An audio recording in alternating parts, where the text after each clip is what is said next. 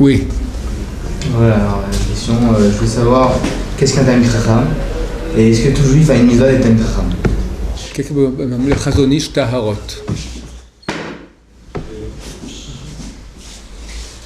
Le Chazon Ish essentiel qu'il faut connaître. Ok, bon. Alors, la question de Noam, deux questions. Qu'est-ce que c'est qu'un Talmid Chacham? Est-ce qu'il faut viser à être Talmid Chacham? Qu'est-ce que c'est qu'un Talmid Chacham? C'est une chose assez qui change avec le temps. Le Tour écrit qu'un Talmid Chacham, c'est quelqu'un qui n'a pas de temps fixe pour étudier. C'est-à-dire qu'il étudie toujours. C'est un type qui est en Torah jour et nuit. L'acceptation habituelle aujourd'hui, c'est quelqu'un qui a une bonne connaissance du chasse et des poskim, à un point que lorsqu'on pose une question, il sait toujours à peu près rapidement où vérifier et quoi répondre. Et qui disent que c'est celui qui peut, la souke shmat et al-bad el-khata, celui qui peut, en étudiant une sugiya, en déduire la halacha. Là, qui disent que c'est quelqu'un qui est à la yeshiva, qui étudie dans les yeshivot classiques, genre, il peut être considéré déjà comme Talmid Chacham. Mais tout dépend du contexte, qui est quoi, comment, dans le cours. Et là, je vais citer la réponse à la deuxième question. Est-ce qu'il faut viser d'être un Talmid Chacham? Est-ce que tout le monde doit viser cela? Alors, je cite les paroles du Chazon Ish dans son livre Chazon Ish, Emunah Bitachon, foi et confiance en Hachem. C'est dans le chapitre 3, alinéa 22. Le langage du Chazon Ish est extrêmement dur, c'est de la poésie, donc j'essaie de traduire, et Hachem Ya'azor.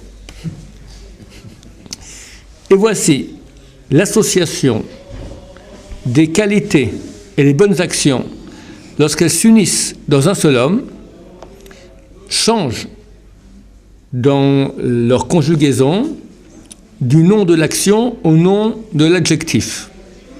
Comme tzaddik, chassid, chacham, un juste, un homme pieux, un sage. Ça veut dire que quelqu'un qui fait des actions justes, c'est les actions qu'il fait, pour finir, lui-même, la personne, elle reçoit l'adjectif de juste. Quelqu'un qui fait des actions de piété, il devient pieux. Celui qui fait des actions de sagesse, il devient sage. Car l'homme qui est décrit par un de ces noms-là, ce nom témoignera à son propos qu'il a une atmada, assidu, il est assidu dans les bonnes actions d'une assiduité vraie. Et il a concentré toute sa motivation, et megamato, et sa direction pour faire le bien et de fuir les choses mauvaises. Et mettra le service de Dieu comme but de sa vie et l'envie de son cœur tous les jours, de tous les jours de sa vie. Et voici, et de la Torah, nous apprenons, et des prophètes, et des hagiographes, des ktuvim, et des paroles de Chazal, que le nom tzaddik, chassid, chacham, donc juste, pieux et sage, sera donné à une personne d'un degré très haut, aimé par Dieu, béni soit-il, au sommet de l'humanité. Et si on cherche et on trouve et un imtsaim bo, les choses qu'il y a en lui, des qualités et des grandes choses qui lui ont fait hériter de ce nom aimé par Dieu, et cette personne qui sera une source de bonheur, de joie pour son Créateur, alors nous saurons aussi quelle est la voie aimée par Dieu que l'homme doit adopter. Vous comprenez ce que je dis vaguement? Non. On va essayer de trouver maintenant la personne qui a les meilleures qualités, le plus aimé par Dieu, le top niveau de l'humanité. Et étant donné qu'il est aimé par Dieu, nous saurons maintenant que c'est cette voie aussi que nous devons viser, que nous devons espérer pour nous.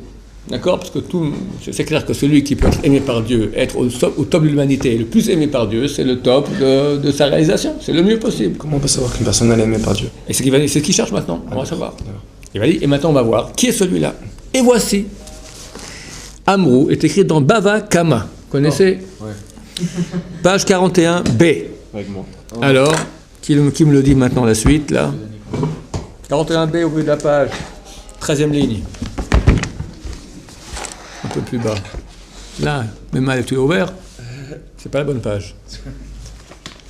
Allez, il le dit ici. Rabbi Shimon Amsoni. Et il y en a qui disent Rabbi Nechemia Amsoni. Donc c'est pas clair qui a dit cela. Ou Rabbi Shimon, Rabbi Nechemia Amsoni. Expliquait tous les et qu'il y a dans la Torah. Et, c'est un mot, c'est un préfixe, une préposition. 41b. Est une préposition, voilà, où tu as ton doigt, c'est là. Un peu plus haut, voilà. Tu l'as? Ouais. Qu'est-ce qui est marqué? Tama de Capso à Naflo, Pato. Un peu plus bas. C'est 41, là, c'est 21, non? C'est Ouais. 41. Mais c'est 41b. Même. 41b, 41b, 41b. Bon, laisse tomber, je vais lire ici. La préposition est facultative. Anéochel hatapouar, je mange la pomme. Anéochel et hatapouar, je mange la pomme. C'est exactement la même traduction. On peut dire le mot avec et ou sans et, ça revient exactement au même. Or, c'est Hachem écrit dans la Torah le mot et, c'est pas pour rien. Bereshit bara Elokim et hashamayim ve et haaretz. Il aurait pu dire hashamayim ve haaretz. Pourquoi et? Ça vient maintenant rajouter une chose. On fait un drash. Et hashamayim, le ciel et le paradis. Et haaretz, la terre et l'enfer. Comme tout le monde le sait. Donc, chaque fois qu'il y a le mot et, ça signifie une chose en plus. Et Rabbi Shimon ou Rabbi Nechemia Amsoni, chaque fois qu'il a vu le mot et dans la Torah, il a écrit que ça vient nous dire quoi en plus. C'est arrivé à un verset. Et Hashem Elokecha tira. L'Éternel, ton Dieu, tu craindras. Avoir la crainte de Dieu. Et Hashem. Ce et, il va dire quoi? Il y a une chose aussi que je peux craindre, que je dois craindre comme Dieu. Il a dit, tout ce que je dis est faux, parce que rien n'est égal à Hashem. Rien n'est égal à Hashem. Jusqu'à ce que, alors ses élèves lui ont demandé, et tous les est-ce que tu as maintenant, ça fait 10 ans que tu bosses sur ton bouquin, maintenant, être sur la Torah, et tu arrives maintenant, c'est tout à l'eau. Il a dit, de même que j'ai reçu un mérite, une récompense pour la dracha, le fait de faire une dracha, j'aurai aussi une récompense pour la précha, pour le fait de me séparer et de dire tout ce que je dis est faux. C'est un grand mérite de dire que ce que je dis est faux. Jusqu'à que soit venu Rabbi Akiva et enseigné Et Hashem Elokecha tira, ça vient les rabots, ça vient rajouter les Talmidei Chachamim. Qu'un Talmid Chacham, on doit le craindre comme on craint Dieu. C'est-à-dire, ça veut dire ce que ça veut dire. Tu rentres chez un Talmid Chacham, tu as une crainte, comme si tu rentres dans le Saint des Saints. Bien sûr, Talmid Chacham, bien sûr. C'est comme ça que ça doit être. Et c'est vraiment comme ça. C'est vraiment comme ça. Pourquoi on devrait juste craindre Dieu? Pourquoi le Talmid Chacham? Parce qu'il devient un véhicule de la divinité. Et là, il va expliquer. La Madno, on a appris. Alors, enregistrez bien les mots, c'est la réponse à la question de Noam. C'est un Dieu vivant. On ne peut pas dire ça. Il représente Dieu sur terre. Voilà, il représente. C'est pas une Gemara.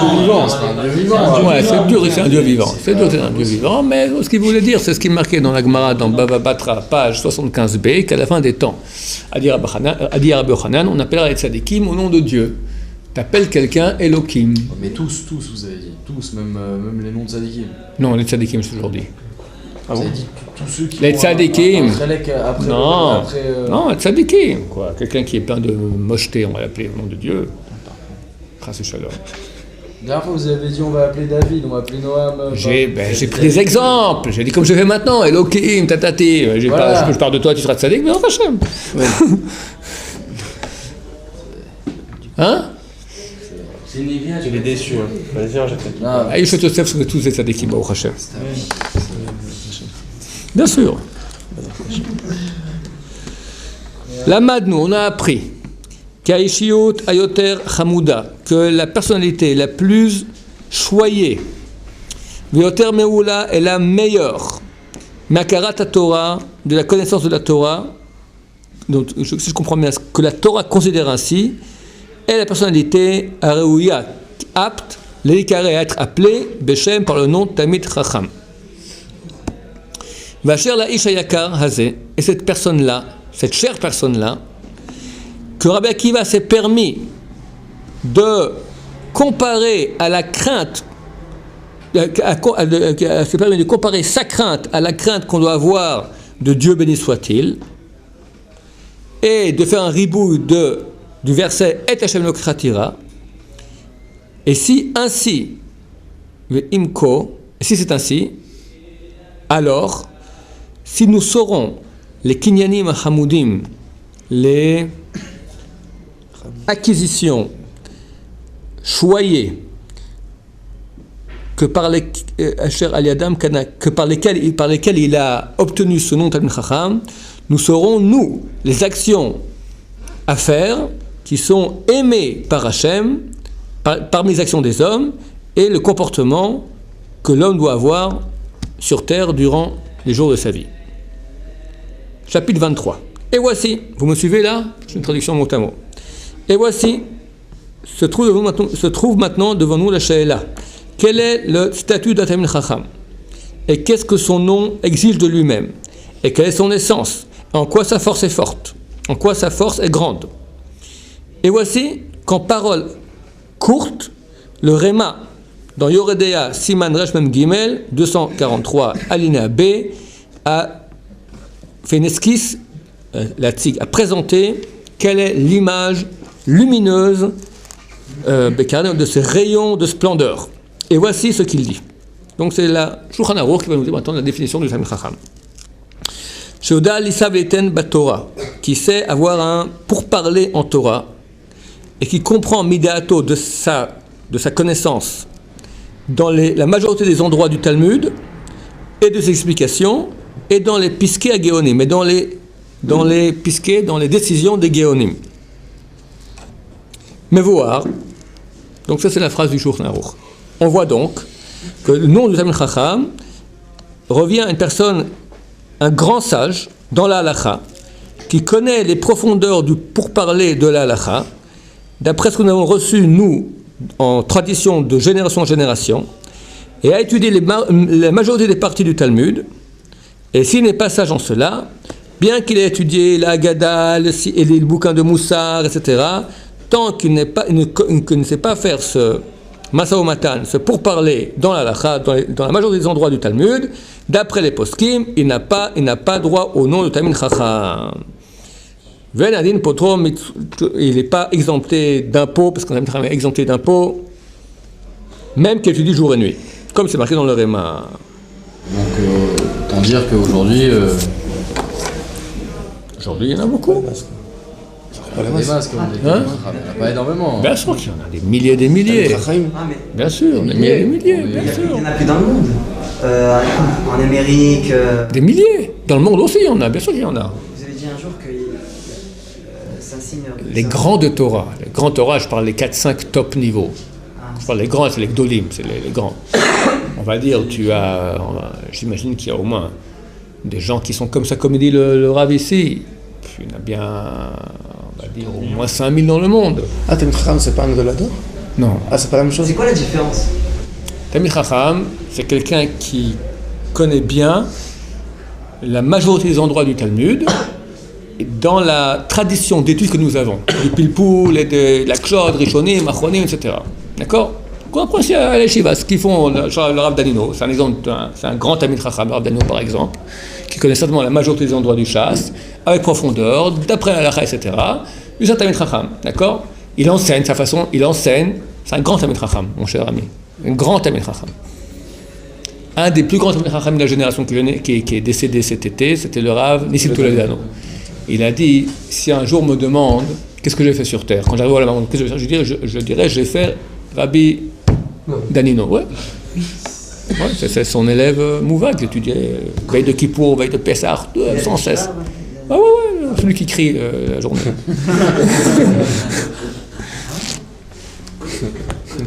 Je veux finir. Ça, maintenant, Talmid Chacham comme lui, j'imagine qu'il y en a bien, ou de même, comme dit le Chazon Ish, j'imagine qu'il y en a 4 à 5 000 dans le monde, comme ça je pense, 4 à 5 000 dans le monde. C'est beau. Ouais. Un gadol là-dedans. Gdolim, il y en a 4 ou 5 dans le monde. Ah, ils ont quoi de plus Qu'est-ce qu'ils savent? Ah, qu'est-ce qu'ils savent de plus? Alors comme quelqu'un m'a écrit dernièrement, parce qu'on a beaucoup de billes avec le monde des Misros, ils me disent en quoi vous avez plus raison que les Misros? J'ai dit parce que nous on écoute les Gdolim, mais eux aussi ils ont leurs Gdolim. Je sais pas, mon cher ami, c'est qui les Gdolim qu'ils ont? Il me cite des noms. Alors j'ai dit va lui demander est-ce qu'il connaît le chasse par cœur? Ah, c'est 5 $, Non? Il n'y en a aucun parmi eux qui connaît le chasse par cœur. Ah, bien sûr. Parmi les Misros, aucun. Aucun, par cœur, il commence. Il y a des misrochnikim qui utilisent la journée, toute la nuit. Mais qui connaît le chasse par cœur? Ça commence brachot, page 1, page 2, yebabot, tamil, nazir, par cœur, tout le chasse. Il n'y en a aucun chez les Misros. Je te garantis.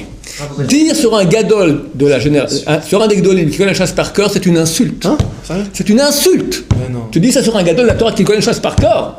Dis-lui, il sait aussi jouer au Lego, d'accord?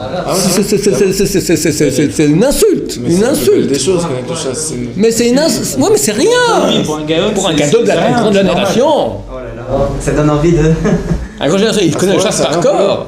C'est une insulte. Il connaît le chasse par corps. C'est comme si. Il a fait le CM, d'accord? Tu rigoles? Ah, c'est un baba pour eux. Mais bien sûr, pour la grande génération. Je vois Rabbi Chaim, je demande tel. Mais Rabbi Chaim, il connaît tout. Tout chasse, Bavli, Yerushalmi, Rashi, Tosfot, Rishonim, Rashba, Ran, machin, tous les Rishonim, les Poskim, après les Poskim, bien sûr. Par cœur pas, mais il sait, il connaît. Tout le monde lui dit ça, là, il connaît tout. Les Midrashim, le Zohar, bien sûr. Zohar aussi? Bien sûr. Chazon Ish, tu rigoles. Tout ça, ils se sont rappelés pas dans le Chazon Ish, le Lebrak, tout ça. Rabbi Eliashiv, Chamovadia, le Rabbi Tzion, quelle connaissance de Torah ils avaient? C'est inimaginable, tu rigoles. Connaître le chasse, c'est de la gnognotte pour eux. Ils possèdent, c'est-à-dire qu'ils connaissent maintenant du chasse, comment chaque halakha elle sort, du chasse, rishonim, comment, les avis différents, tac, en cas où, qui, quoi, comment. C'est pas ça qu'on parle. Là, le Rambam chez les Misros, il devait l'avoir aussi. Non, aucun. Le Rav Kook, à son époque, il connaissait. Rav Kook, c'est pas un Misro. Pas d'un sous sur Rav Kook. Ils l'ont pris parce qu'ils ont trouvé des choses intéressantes. Un Misro, peu importe. T'expliquerai un jour, c'est la politique israélienne, laisse tomber. Mieux vaut pas que tu rentres pas dans son. C'était pas un Misro, le Rav Kook, Rassel Shalom. C'était un Gdolador. Rav Kook était un gadol, il n'y a aucun doute. Un gadol. Gdolador, je sais pas. Gadol. Ok? C'est évident. Il reste qui comme leader là-dedans? Chamovadia, Rav Steinman, Rav Chaim Kanevsky et Rav Shmuel. Rav Osner, oui aussi. Mais ça, je ne crois pas qu'ils soient aussi grands. Oui, il est jeune, avec tout le kavod, avec toute la grandeur qu'il a, il est jeune. Il n'est pas considéré comme un Gdolador? On n'a pas entendu ça. On ne connaît pas, il est certainement encore en temps, mais on ne connaît pas sa Torah. On n'a aucun livre, on n'a rien. Vous pensez que Machiach, il fait partie de ces anges-là? Je sais qui c'est Mashiach, moi. Le Rabbi Tzon m'a dit que Mashiach, il doit connaître toute la Torah. Et Baba Meir, le père de Rabbi David, devait être Mashiach. Comme ça, le Rabbi Tzon me l'a dit personnellement. À contre-cœur, je lui ai sorti les verres du nez. C'est forcément un Gdolador de la génération. On est pour attribuer des points au Rabbanim. Qui on est pour attribuer Ouais, des très points dur. On va dire celui-là il est meilleur que celui-là. Ouais, moi je suis meilleur que lui pour savoir qu'il est meilleur que. C'est vrai, c'est presque impossible. Mais néanmoins, on compte sur les grands Talmidei Chachamim qui eux savent, d'accord? Les grands Talmidei Chachamim de la génération, eux savent définir. Maintenant, c'est évident quand tu lis les textes, quand tu entends quand tu lis ou sur eux ou que eux écrivent. Ou que c'est évident que connaître le chasse par corps, c'est une insulte. C'est une insulte. Et il y en a beaucoup qui connaissent le chasse par corps, il y en a beaucoup. Il y a beaucoup de Talmidei Chachamim. Il y en a beaucoup. Il y en a des centaines. Il y a des centaines qui connaissent le chasse par corps, c'est évident. Des centaines, bien sûr. Mot à mot, je ne sais pas. En tout cas, qui connaissent bien chaque avatar, tout le chasse. Il y en a des centaines. Pour revenir sur la question de Noam, ouais. Est-ce qu'on a un chiyuv de devenir un Talmid Chacham ou on sait qu'on n'arrivera jamais à ces 5000 personnes? Parce que en fait, il faut avoir ce but-là. Il faut avoir ce but-là, mais tu seras un demi-Talmid Chacham. C'est déjà excellent. Baruch Hashem. On peut y arriver, bien sûr qu'on peut y arriver. Chaque homme dans ce père a sa propre mission, on ne peut pas tous devenir la même chose. C'est vrai. Donc, fais tout ce que tu peux. On ne demande pas d'être Rabbi. Il y avait un grand Rebbe de la Chazouk, le Rabbi Zouché.